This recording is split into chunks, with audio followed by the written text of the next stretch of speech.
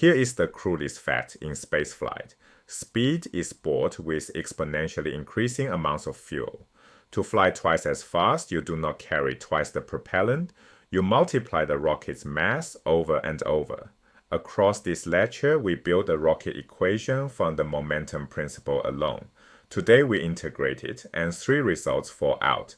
The celebrated mass ratio formula, the reason every orbital rocket sheds stages as it climbs, and the rule for fighting gravity. Burn your fuel as fast as you possibly can. Start where the last video ended. With the thrust written out, the rocket equation reads the external force minus dm sub r dt times u equals m sub r of t times d v sub rx dt. And remember from our work on reference frames, u is the exhaust speed measured relative to the rocket, not the ground. In free space, the external force is 0, so the recoil term alone drives the motion. Negative dm sub r dt times u equals m sub r of t times dv sub rx dt. Two quantities change at once, velocity and mass, so we separate them. Multiply both sides by dt and divide by the mass. Every velocity piece lands on the left, every mass piece on the right. dv sub rx equals negative u times dm sub r over m sub r of t. One variable per side, and each side can now be integrated on its own. Integrate the left side from the initial velocity v sub rxi to the final velocity v sub rxf. The limits mark when fuel ejection begins and when it stops. Integrate the right side over mass from the initial mass m sub ri down to the final mass m sub rf with the constant u pulled out front. The left side is simply the velocity change. On the right, the integral of dm over m is the natural log of m, so evaluating at the limits gives v sub rxf minus v sub rxi equals negative u times the natural log of m sub rf over m sub ri.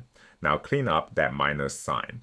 Flipping the ratio inside a logarithm flips its sign, so the velocity change equals u times the natural log of m sub ri over m sub rf. Check that this makes sense. The rocket burned fuel, so the initial mass exceeds the final mass. The ratio inside the log is greater than 1, and the logarithm of a number greater than 1 is positive. The velocity change comes out positive. The rocket speeds up, exactly as it should. Now burn every drop of fuel. The final mass becomes the dry mass, m sub rd. The structure, tanks, engines, and the payload. Everything except propellant. Define the mass ratio r as the initial mass over the dry mass. Then the final velocity is the initial velocity plus u times the natural log of r. That logarithm is the tyranny of rocketry. To gain a speed equal to the exhaust speed u, you need r equal to e, about 2.7. So most of the liftoff mass is already fuel. To gain twice u, you need e squared, about 7.4. 3 times u demands e cubed, about 20, meaning roughly 95% of the rocket at ignition is propellant. Speed grows by addition, but mass ratio grows by multiplication. And the structure fights back. Tanks and engines can never weigh nothing, so a single stage cannot push R arbitrarily high. Hold that thought. The example ahead sits near 8. One more tool before the numbers. Suppose the fuel burns at a constant rate b, where b is dm sub f dt, the rate fuel is ejected, equal to negative dm sub r dt, the rate the rocket loses mass. Take ignition at time 0 and integrate. The mass falls along a straight line. M sub r of t equals m sub ri minus b times t. Substitute that into our velocity result, and the speed as a function of time is the initial velocity plus u times the natural log of m sub ri over the quantity m sub ri minus b times t. Watch the shape of that curve. The mass drains steadily, but the speed bends upward because each bite of fuel now accelerates a lighter rocket. Late in the burn, every second buys more speed than the second before. Time for the single-stage test. Before ignition, a rocket has total mass m sub ri of 2.81 times 10 to the 7th kilograms, and of that, the fuel is 2.46 times 10 to the 7th kilograms.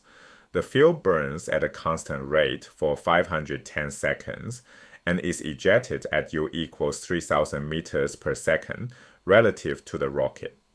Starting from rest in empty space, what is the final speed once all the fuel is burned? Begin with the dry mass, total minus fuel. 2.81 minus 2.46 leaves 0.35 times 10 to the 7th kilograms. The tanks, engines, and the payload are only about 1/8 of what sits on the pad. Next, the mass ratio. R equals m sub Ri over m sub Rd, 2.81 over 0.35, which is 8.03.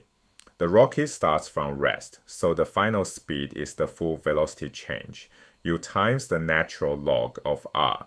The natural log of 8.03 is 2.083, and 3,000 times 2.083 gives 6,250 meters per second. Now notice what the burn time did not do. 510 seconds appears nowhere in this calculation. In free space, only the mass ratio and the exhaust speed set the final velocity. Burn the fuel fast or slow. The rocket goes out at the same 6.25 kilometers per second. Now the same rocket, the same total fuel, the same exhaust speed, but burned in two stages. Stage 1 carries fuel of 2.03 times 10 to the 7th kilograms and burns for 150 seconds. When it is spent, the empty stage 1 tank and its accessories, 1.4 times 10 to the 6th kilograms of dead mass, are cut loose.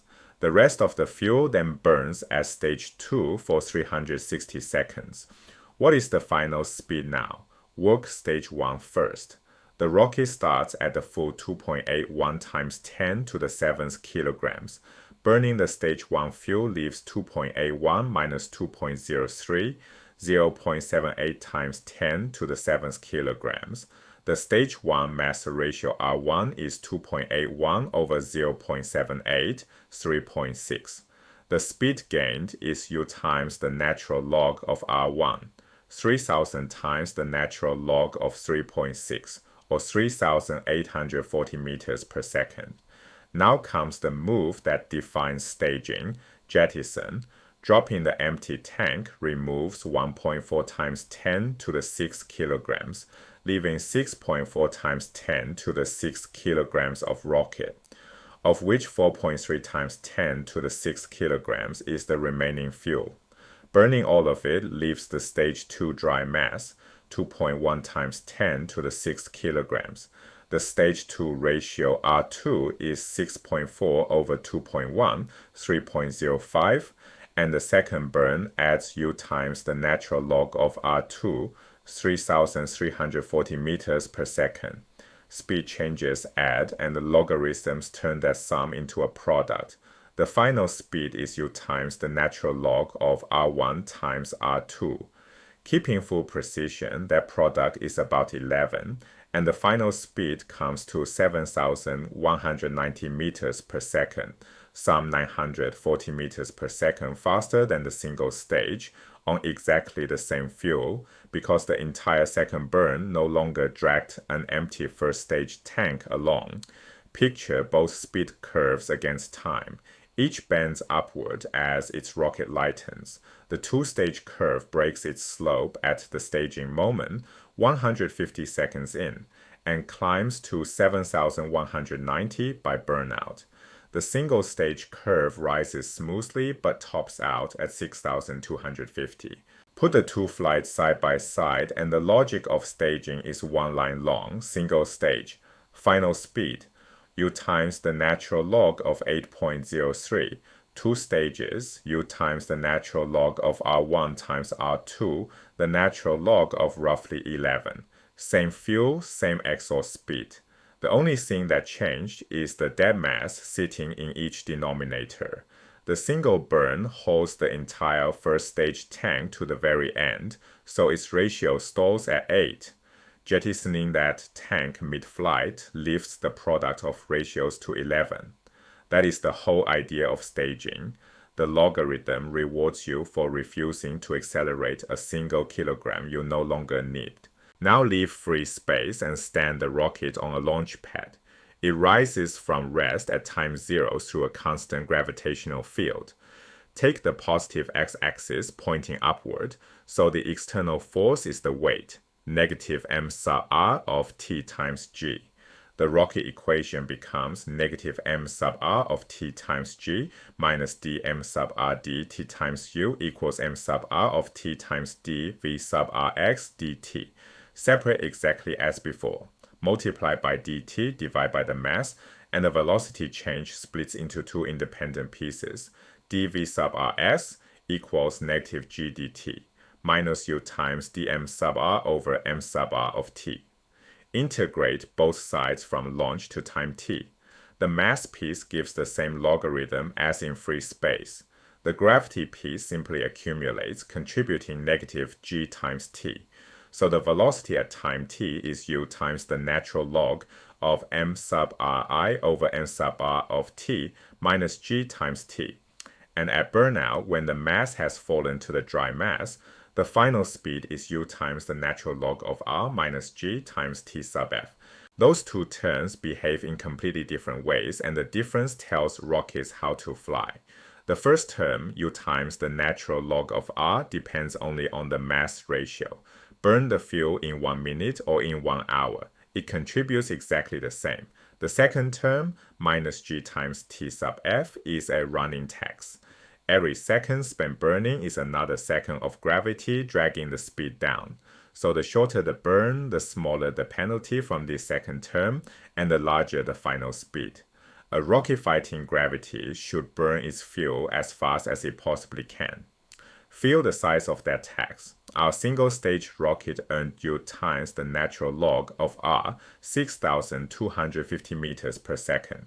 Spread that burn over 510 seconds of vertical climb, and gravity claws back g times t sub f, 9.8 times 510, almost 5,000 meters per second. The tax eats 4/5 of the price. Worse, that slow burn is not even permitted. To rise at all, the thrust, u times the burn rate b, must exceed the initial weight, and at this burn rate it reaches barely half. The rocket never leaves the pad. That is why a real first stage is a short, violent burn. Step back and see the whole arc. Chapter 11 gave us reference frames and the law of addition of velocities, the tool that lets us say without ambiguity that exhaust leaves at speed u relative to the rocket, not the ground. Chapter 12 put that tool to work on flowing mass. We sorted mass transfer into 4 categories and learned to draw a system boundary that keeps the mass constant. We found the deciding term, the mass flow rate times the relative velocity of the transferred material, which vanishes for sand leaking from a freight car but drives a boat under a fire hose. Applied to a machine that hurls its own mass backward, that same term became thrust, and the rocket equation followed.